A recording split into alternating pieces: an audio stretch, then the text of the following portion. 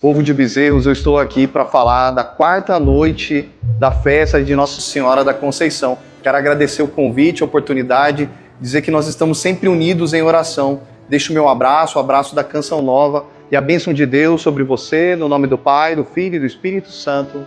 Amém.